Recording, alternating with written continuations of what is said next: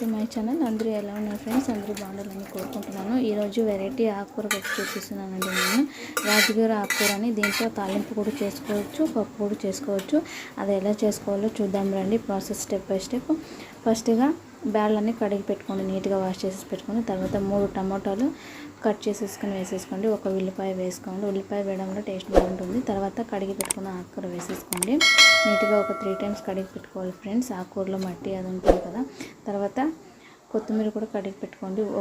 ఒక వెల్లుల్లిపాయ, కొంచెం చింతపండు, టేస్ట్ కూడా బాగుంటుంది, చింతపండు వేసే తీరాలి. తర్వాత సాల్ట్, పసుపు వేసేసుకోండి. 3 టేబుల్ స్పూన్స్ కారం వేసేసుకోండి. మేము స్పైస్ ఎక్కువ తినడం అయితే ఎక్కువ వేసుకుంటాము, అది యాజ్ వాళ్ళకి మీ ఇష్టము.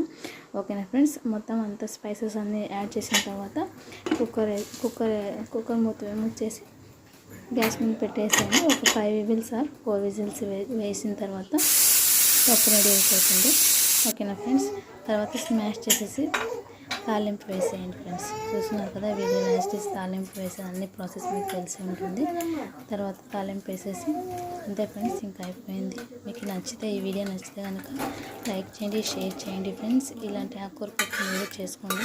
చపాతీలోకైనా, రొట్టెలోకైనా, పూరీలోకైనా, ఏ దాంట్లోకైనా సూపర్గా ఉంటుంది ఆకుకూర పప్పు. అన్నంలో కూడా సూపర్ ఉంటుంది friends.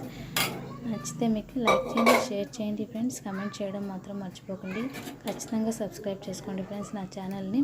Thank you to all friends.